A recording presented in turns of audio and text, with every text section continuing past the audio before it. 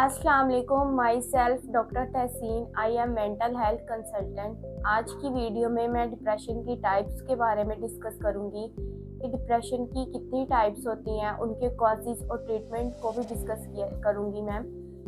इससे पहले आप मेरे चैनल को सब्सक्राइब कर दें और मेरी वीडियो को शेयर ज़रूर करें ताकि ये वीडियो उन लोगों तक पहुंच सके जो इन मसाइल में मुब्तला हैं और माशरे के मनफी रवैये की वजह से वो इन चीज़ों का इलाज करवाने के बजाय खुद को सोशली आइसोलेट किए हुए हैं और डिस्क्रिमिनेशन का शिकार हैं। डिप्रेशन की 5 टाइप्स हैं, जिसमें नंबर 1 पे है मेजर डिप्रेसिव डिसऑर्डर, नंबर 2 पे है persistent depressive disorder and number 3 पे है बाइपोलर डिसऑर्डर, नंबर 4 पे seasonal affective disorder and number 5 and last one postmortem depression.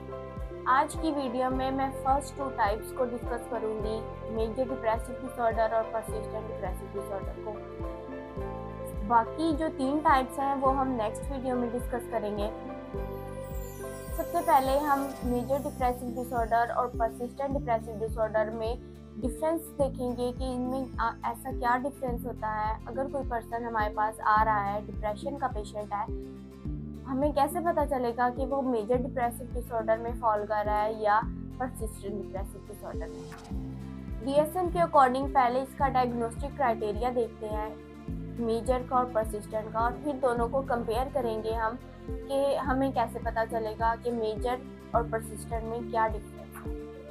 Depression बहुत ही कॉमन साइकोलॉजिकल डिसऑर्डर है। अक्सर लोग परेशानी में भी होते हैं तो वो ये कह रहे होते हैं कि हमें लग रहा है कि हमें डिप्रेशन हो गया है। डिप्रेशन का मतलब ये नहीं है कि आप अगर किसी टाइम पे सैड हैं बहुत ज़्यादा, या आपका कोई दिन बहुत ज़्यादा लो गुजर रहा है तो आपको डिप्रेशन है। डिप्रेशन का एक स्पेसिफिक क्राइटेरिया है, उसका एक स्पेसिफिक ड्यूरेशन है जिसकी बेस पे हम डिप्रेशन को डायग्नोज करते हैं। अब बात करते हैं मेजर डिप्रेसिव डिसऑर्डर की और परसिस्टेंट डिप्रेसिव डिसऑर्डर के डायग्नोस्टिक क्राइटेरिया की, जो कि डीएसएम के अकॉर्डिंग हम देखेंगे। मेजर डिप्रेसिव डिसऑर्डर में डीएसएम में क्राइटेरिया ए में बताया गया है कि जो भी सिम्टम्स उन्होंने बताए हैं वो 2 वीक्स के लिए प्रेजेंट होने चाहिए। इसका जो ड्यूरेशन है वो 2 वीक्स है और 2 वीक्स के लिए full of the day present होने चाहिए। इसमें पहले उन्होंने 2 सिम्टम्स दिए हैं, depressed mood and loss of interest. इन दोनों में से कोई एक सिम्टम प्रेजेंट होना चाहिए और 2 वीक्स के लिए most of the days present हो। फर्दर उन्होंने 9 सिम्टम्स दिए हैं और उनमें से ये कहा है कि इनमें से एटलीस्ट 5 प्रेजेंट होना कंपल्सरी है। उन 9 सिम्टम में सबसे पहले ये है कि जो पर्सन का मूड है वो डिप्रेस्ड होना चाहिए। इसमें होपलेसनेस, वर्थलेसनेस की फीलिंग आ जाती है पर्सन में, कि पर्सन खुद को बहुत ज़्यादा वर्थलेस समझता है, वो होपलेसनेस, बिल्कुल ही ना उम्मीद हो चुका होता है। और नंबर 2 पे है वो ये है कि पर्सन का इंटरेस्ट, हर तरह की प्लेयर में पर्सन का इंटरेस्ट ख़त्म हो चुका होता है। मैंने आपको पहले भी जब हमने डिप्रेशन के बारे में डिस्कस किया था तो मैंने बताया था कि जो डिप्रेशन का पेशेंट होता है उसके इर्द गिर्द चाहे कोई खुशी आ रही है या कुछ भी, कोई भी अच्छा मोमेंट आ रहा है तो वो उससे उस चीज़ से कोई फ़र्क नहीं पड़ रहा होता। उसका इंटरेस्ट इतना ज़्यादा ख़त्म हो चुका होता है हर तरह की प्लेयर में कि उसे कोई फ़र्क नहीं पड़ रहा होता कि उसके इर्द गिर्द क्या हो रहा है। और नंबर 3 पे बताया गया है कि वेट लॉस होना चाहिए या वेट गेन होना चाहिए। हर मंथ 5% वेट लॉस होगा या वेट गेन होगा। नंबर 4 पे इंसोम्निया और हाइपरसोम्निया। इंसोम्निया या तो नींद आती ही नहीं है, बहुत कम आती है, और हाइपरसोम्निया हो जाता है या नींद बहुत ज़्यादा आती है।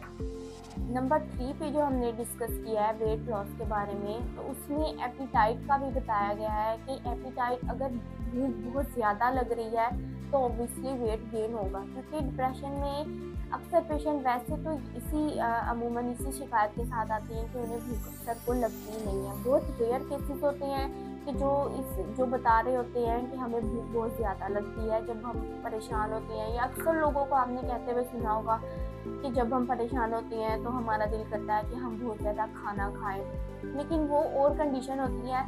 लेकिन डिप्रेशन का जो असल क्राइटेरिया के मुताबिक जो डिप्रेशन के क्राइटेरिया में फॉल कर रहा होता है पेशेंट, तो उसे या भूख बहुत ज़्यादा लगती है या बहुत कम लगती है। तो ज़्यादा लगती है तो ऑब्वियसली उससे वेट गेन होगा, और अगर कम लगेगी तो उससे वेट लॉस होगा। तो हर मंथ 5% वेट लॉस होना चाहिए। उसके बाद नंबर 4 पे मैंने आपको ऑलरेडी बता दिया है कि इंसोम्निया, हाइपरसोम्निया, या नींद बहुत ज़्यादा आती है या नींद आती ही नहीं है। नंबर 5 पे बताया गया है कि जो डिप्रेशन का पेशेंट होता है वो बहुत ज़्यादा, उसकी मूवमेंट्स बहुत ज़्यादा स्लो होती है। वो बहुत लेज़ी सा होता है कि हर टाइम बेड पे पड़े रहना, और अगर मूवमेंट करनी है तो बहुत ही आहिस्ता उनकी मूवमेंट्स होती हैं, या अगर वो बोलते भी हैं तो उनके बोलने से भी पता चल जाता है कि इनके साथ वाकई में कोई इशू है, क्योंकि वो इतना ज़्यादा स्लो बोल रहे होते हैं कि समझना भी मुश्किल हो जाता है। उसके बाद नंबर 6 पे है फैटीग और लॉस ऑफ एनर्जी, कि सारा दिन थका महसूस करना, आपने कोई काम भी नहीं किया है, कोई इस तरह का फिजिकल वर्क नहीं किया है, या कोई भी इस तरह का वर्क नहीं किया है कि जिससे आपको थकावट हो, लेकिन उसके बावजूद आप बहुत ज़्यादा थकावट महसूस करें कि जिससे में दर्द महसूस कर रहे हो। उसके बाद नंबर 7 पे बताया गया है कि वर्थलेसनेस होती है उनमें, और गिल्ट होता है। मैंने पहले भी इस चीज़ को एक्सप्लेन किया है कि जो डिप्रेशन के पेशेंट होते हैं वो हर वक्त किसी न किसी गिल्ट में रहते हैं। अगर कुछ उनकी वजह से नहीं भी हुआ है ना, वो तो भी वो यही सोच रहे होते हैं, क्योंकि उनके थॉट्स नेगेटिव होते हैं बहुत ज़्यादा।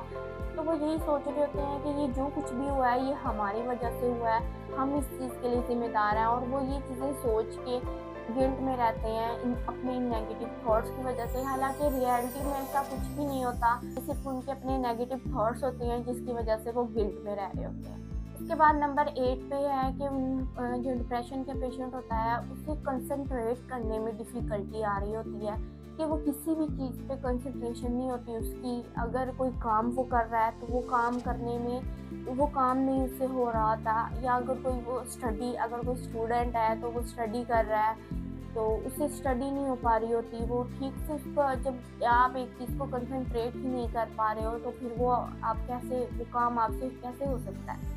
उसके बाद नंबर 9 पे है रिकरेंट थॉट्स ऑफ डेथ, कि उन्हें डेथ के बहुत ज़्यादा थॉट्स आ रहे होते हैं कि बस उन्होंने मर जाना है। क्योंकि देखिए जो क्राइटेरिया 1 है उसमें लॉस ऑफ इंटरेस्ट है और डिप्रेस्ड मूड है। डिप्रेस्ड मूड या लॉस ऑफ इंटरेस्ट, इन दोनों में से एक सिम्टम तो प्रेजेंट है ही है, लेकिन जो भी मैंने आपको 9 सिम्टम्स बताए हैं इनमें से भी जब 5 सिम्टम प्रेजेंट होंगे तो ऑब्वियसली पेशेंट को यही लगेगा, बार बार उसे यही थॉट्स आएंगे, और उसके थॉट्स, जो डिप्रेशन का पेशेंट होता है उसके थॉट्स भी नेगेटिव होते हैं। तो उन्हें यही थॉट्स आ रहे होते हैं कि बस हमने मर जाना है, मतलब कि उन्हें सिर्फ थॉट्स आ रहे होते हैं, लेकिन रियलिटी में ऐसा कुछ नहीं हो रहा होता।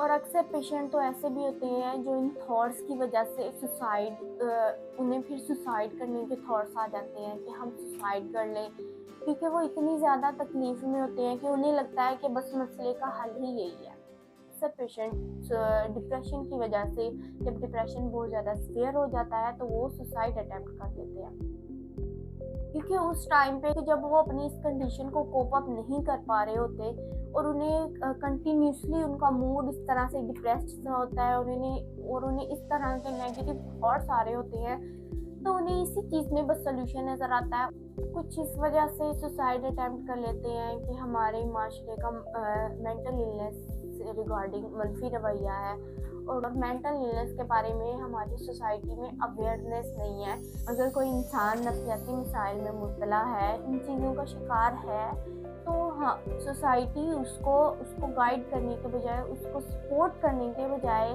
सोसाइटी भी उस पर लेबलिंग करना शुरू कर देती है, जिसकी वजह से उनकी वो तकलीफ़ और ज़्यादा बढ़ जाती है, और वो इतनी सीवियर हो जाती है कि पेशेंट सुसाइड तक पहुँच जाते हैं। अब हम बात करते हैं कि मेजर डिप्रेसिव डिसऑर्डर और परसिस्टेंट डिप्रेसिव डिसऑर्डर में क्या डिफरेंस है। मेजर में और परसिस्टेंट में सिर्फ FID मॉडल का डिफरेंस है कि फ्रीक्वेंसी, इंटेंसिटी और ड्यूरेशन। मेजर डिप्रेसिव डिसऑर्डर और परसिस्टेंट डिप्रेसिव डिसऑर्डर में सिम्टम्स सेम आ रहे होते हैं, लेकिन सिर्फ इनकी ड्यूरेशन का, इनकी इंटेंसिटी का और इनकी फ्रीक्वेंसी का फ़र्क होता है, जिसकी बेस पे हम मेजर और परसिस्टेंट को डायग्नोज करते हैं कि अगर कोई पर्सन हमारे पास आ रहा है इन सिम्टम्स के साथ, तो हम इसको FID मॉडल के अकॉर्डिंग डायग्नोज करेंगे कि ये मेजर में फॉल कर रहा है या फिर परसिस्टेंट में। तो परसिस्टेंट का जो ड्यूरेशन है वो, ये सारे सिम्टम्स सेम है लेकिन उसका ड्यूरेशन जो है ना वो 2 इयर्स का है, और मेजर का जो ड्यूरेशन है वो 2 वीक्स का है। लेकिन जो इंटेंसिटी ज़्यादा है वो 2 वीक्स में ज़्यादा होती है, 2 इयर्स में इंटेंसिटी कम हो जाती है। क्योंकि जब पेशेंट जो है ना, अक्सर परसिस्टेंट के जो पेशेंट होते हैं ना, वो इस चीज़ के लिए यूज्ड टू हो चुके होते हैं शायद, जिसकी वजह से उनकी लाइफ उनकी भी डिस्टर्ब हो रही होती है, नो डाउट लाइफ उनकी भी डिस्टर्ब हो रही होती है, लेकिन जो इंटेंसिटी है वो मेजर की ज़्यादा होती है। अक्सर मेजर डिप्रेसिव डिसऑर्डर वाले पेशेंट ही होते हैं जो सुसाइड अटेम्प्ट करते हैं। बात करते हैं इनके कॉजेज़ की, तो इनके कॉजेज़ जेनेटिक भी हो सकते हैं, साइकोलॉजिकल भी हो सकते हैं और इन्वायरमेंटल भी हो सकते हैं। लेकिन एक चीज़ देखी गई है, अगर किसी पर्सन को कोई डिसऑर्डर, कोई साइकोलॉजिकल डिसऑर्डर हुआ है, तो उसमें पहले से ही मोस्टली लोग ऐसे होते हैं कि जिनमें पहले से ही वो ट्रेड्स मौजूद होती हैं, उनकी पर्सनैलिटी में वो ट्रेड्स मौजूद होती हैं। फिर कोई ऐसा ट्रिगर आता है, कोई ऐसी चीज़ आती है, कोई इवेंट ऐसा आता है या कोई ट्रिगर ऐसा आ जाता है, वो जेनेटिक भी हो सकता है, वो साइकोलॉजिकल भी हो सकता है, वो इन्वायरमेंटल भी हो सकता है ट्रिगर, जिसकी वजह से पेशेंट की वो पर्सनैलिटी ट्रेड्स डिसऑर्डर में कन्वर्ट हो जाती है। बायोलॉजिकल में देखा जाए तो डिप्रेशन जेनेटिकली भी हो सकता है, और साइकोलॉजिकल फैक्टर की अगर हम बात करें तो साइकोलॉजिकल फैक्टर में कोई स्ट्रेस, ट्रॉमा या फिर कोई ऐसा इवेंट, कोई ऐसा बैड एक्सपीरियंस जिससे वो पेशेंट गुजरा हो।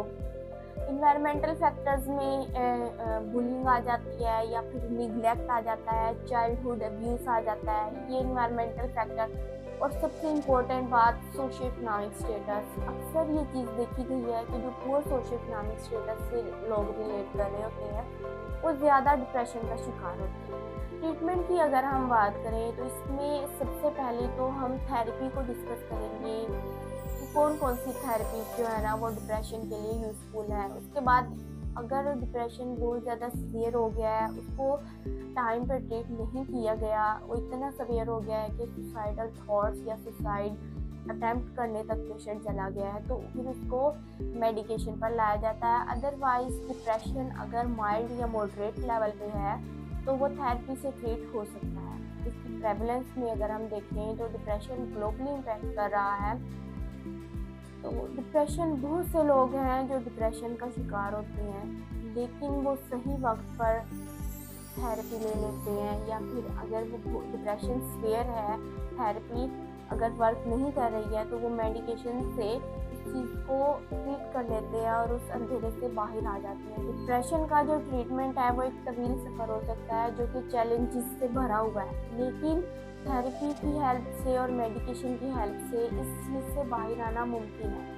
तो अगर सिर्फ अपनी सोसाइटी की वजह से, सोसाइटी के मनफी रवैये की वजह से हम अपनी तकलीफ़ को, हम अपनी कोई भी ज़हनी तकलीफ़ को ट्रीट करने के बजाय हम उसे बढ़ाते जाएं, तो ये हमारे लिए नुकसानदायक है। देखिए, जिस तरह जिस्मानी बीमारियाँ होती हैं, इसी तरह नफ्सियाती बीमारियाँ भी होती हैं। देखिए, हमें कोई भी जिस्मानी बीमारी होती है या कोई भी तकलीफ़, जिस्मानी तकलीफ़ होती है, तो हम उस चीज़ का इलाज करवाते हैं, उस तकलीफ़ को ख़त्म करने के लिए हम डॉक्टर के पास जाते हैं। इसी तरह नफ्सियाती बीमारियाँ भी हैं, तो हमें उनके लिए भी हमें इसी तरह से करना चाहिए कि हमें उनका इलाज करवाना चाहिए, ना कि अपने माशरे के मनफी रवैये की वजह से या अपने इर्द गिर्द के लोगों की बातों की वजह से सिर्फ हम अपने जहन को इतनी तकलीफ़ में रखें। अक्सर साइकोलॉजिकल डिसऑर्डर ऐसे हैं जिनकी वजह से फिज़िकल सिम्टम्स भी शो हो रहे होते हैं। आज के टॉपिक से रिलेटेड ही हम बात कर लेते हैं, डिप्रेशन एक ऐसा साइकोलॉजिकल डिसऑर्डर है जिसमें साइकोलॉजिकल सिम्टम्स के साथ साथ फिज़िकल सिम्टम्स भी शो हो रहे होते हैं। इसमें हेडेक है, कॉन्स्टिपेशन है, और आपके जिस्म में हर वक्त दर्द रहना, हर वक्त थकावट सी महसूस करना। मैंने जैसा कि आप लोगों को पहले बताया कि अक्सर पेशेंट ऐसे होते हैं जिनमें पर्सनैलिटी ट्रेट्स पहले से मौजूद होती हैं, और उनकी लाइफ में कोई ऐसा ट्रिगर आता है जिसकी वजह से वो उनकी जो ट्रेट्स हैं, पर्सनैलिटी ट्रेट्स, वो डिसऑर्डर में कन्वर्ट हो जाती हैं। तो वो डिसऑर्डर में कन्वर्ट किस तरह से होती हैं और क्यों होती हैं? देखिए, हर चीज़, अगर कोई भी चीज़ है ना, अगर हम ज़्यादा खाना भी खा लें ना, तो वो भी हमारे लिए फ़ायदेमंद नहीं है, वो भी हमारे लिए नुकसान है। तो excess of everything is bad. हमारे ब्रेन की भी एक लिमिट होती है स्ट्रेस को बर्दाश्त करने की। तो जब हम बहुत ज़्यादा स्ट्रेस ले लेते हैं किसी चीज़ के बारे में और उसके बारे में इतना ज़्यादा सोचते हैं, इतने ज़्यादा एंशियस हो जाते हैं, तो हमारे ब्रेन में कुछ केमिकल होते हैं जिन्हें हम न्यूरोट्रांसमीटर कहते हैं। वो न्यूरोट्रांसमीटर इम्बैलेंस हो जाते हैं, जिसकी वजह से पेशेंट का जो डिसऑर्डर है वो सीवियर होता चला जाता है। ट्रीटमेंट में अब हम बात करते हैं थेरेपीज की कि कौन कौन सी थेरेपीज हैं जो डिप्रेशन के लिए इफेक्टिव हैं। इसमें सबसे पहले आ जाती है CBT. CBT cognitive behavioural therapy है। ये अपने नाम से ही हमें पता चल रहा है कि इसमें हम कोग्निशन पे और बिहेवियर पे वर्क करते हैं पेशेंट पे। उसके बाद इंटरपर्सनल थेरेपी है और उसके बाद है साइकोडायनामिक थेरेपी। ये ऐसी थेरेपीज हैं जो डिप्रेशन अगर माइल्ड या मॉडरेट लेवल पे है तो ये डिप्रेशन के लिए इफ़ेक्टिव है और इससे डिप्रेशन ठीक हो सकता है। उसके बाद अगर डिप्रेशन बहुत ज़्यादा सीवियर हो गया है या सुसाइड तक पेशेंट पहुंच गया है, तो फिर हम पेशेंट को मेडिकेशन पे लेके आते हैं और मेडिकेशन में एंटी डिप्रेसेंट दी जाती है। इसके अलावा कुछ लाइफस्टाइल चेंजेस होते हैं जिससे हम अपने डिप्रेशन को, अगर डिप्रेशन माइल्ड या मॉडरेट लेवल पे है, तो थेरेपीज के साथ साथ अगर हम वो लाइफस्टाइल चेंजेस को भी अडॉप्ट कर लें तो हम डिप्रेशन को से कोप अप कर सकते हैं। इसमें सबसे पहले आ जाती है एक्सरसाइज के डेली एक्सरसाइज करें। एक्सरसाइज तो वैसे ही हमारे लिए बहुत ज़्यादा बेनिफिशियल है। इसके बाद आ जाती है हेल्दी डाइट। अच्छी डाइट यूज़ करें, हेल्दी डाइट यूज़ करें और अपनी डाइट का एक स्पेसिफिक टाइम टेबल रखें कि उस स्पेसिफिक टाइम पे आप डाइट लें। अपनी स्लीप जो है ना हमारे लिए बहुत ज़्यादा ज़रूरी है, ख़ासतौर पे जो डिप्रेशन के पेशेंट हैं उनके लिए बहुत ज़्यादा ज़रूरी है। अक्सर जो डिप्रेशन के पेशेंट होते हैं उन्हें नींद नहीं आती है, तो उन्हें ये करना चाहिए कि तो उन्हें स्क्रीन टाइम बहुत ज़्यादा कम करना चाहिए और रात को मगरिब के बाद कैफ़ीन का इंटेक नहीं लेना चाहिए। कैफ़ीन किसी भी फॉर्म में है, कैफ़ीन या अल्कोहल का यूज़ नहीं करना चाहिए। और इसके अलावा स्ट्रेस मैनेजमेंट टेक्निक्स को यूज़ करें। स्ट्रेस मैनेजमेंट टेक्निक तो आपको गूगल से भी बहुत सारी मिल जाएंगी, लेकिन अगर आप लोग चाहते हैं कि मैं इस पर भी एक सेपरेट वीडियो बनाऊँ तो मुझे कमेंट में ज़रूर बताइएगा। यार जल्द मिलती हूँ नेक्स्ट वीडियो में।